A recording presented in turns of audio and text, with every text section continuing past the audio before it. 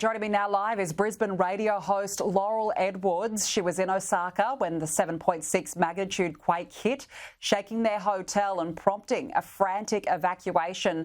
Laurel, thank you so much for joining us. How are you? Look, a lot calmer today, Danica, I must say. We basically got back to our hotel. We were staying in Osaka in the Royal Park, sort of about midway downtown. Our daughter, Jem, she was still downtown shopping, and Troy, myself and Clay, our son, just got back to the hotel. Clay went to his room for a sleep, and I was just about to run a bath, and I felt the hotel starting to sway, and Troy ran out of the bathroom and he said, "Do you feel that?" And I said, "Yeah, let's go." So raced out of the hotel, and I went down 20 flights of stairs. Obviously the lifts weren't working, so we raced down the stairs, and about 20 other people, I suppose, in the stairwell, all frantically just trying to get to the bottom. And you don't realise at the time, but the place was still swaying, and all you can think about is it going to get worse or stop, but it's just a case of just getting out of the building. And how did you and the family feel when you felt the shake of the hotel, of the walls? What was running through your mind?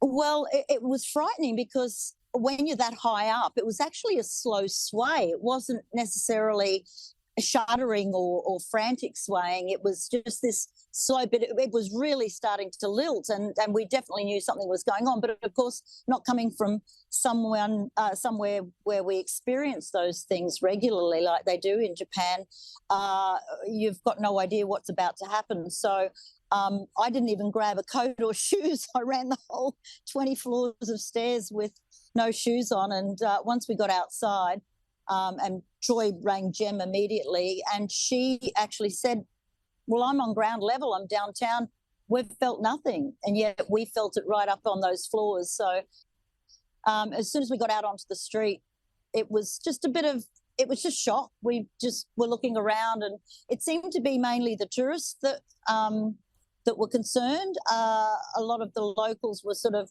going, "Oh, it's okay, it's okay." So I guess they go through it, quite regularly, feeling these tremors. But yeah, we're in an aftershock. We went into a little temple yard, and because it was an open space.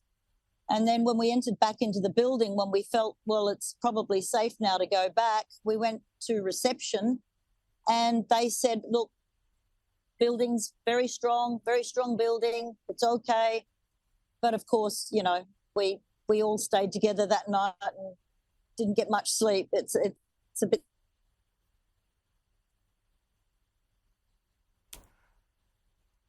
Yeah, I can imagine, Laurel, it would be quite unnerving, particularly for a tourist, as you said, who hasn't really ever experienced something like this, but certainly common for the locals there.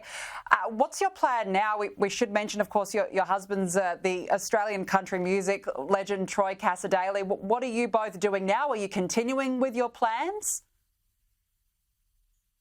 Yeah, Clay's heading home in a couple of days. But look, we all sort of looked at each other. I guess the best thing to do in situations like this is to talk to locals, to talk to other people. And of course, we didn't know where the earthquake was. We didn't know where the epicenter was. So, but we spoke to a lot of people, mainly the hotel staff, and they said, "Look, it's not a problem." In actual fact, they're very, very sweet people. They apologised. They said, "Oh, we're so sorry this has happened to you." And, just such lovely people. They're very caring, very compassionate. And today I'm on a boat, as you can hear. We're in Hiroshima, which is, we've been through some Tranquility Gardens and been to the Dome this morning. So it's sort of put a lot of things into perspective today to be in this iconic place. And, yeah, we definitely needed the peaceful, tranquil gardens today. Yeah, I can imagine. Well, look, stay safe, and we wish you all the very best, and hopefully the rest of the holiday goes as planned. Laurel Edwards, we really appreciate you joining us. Thank you.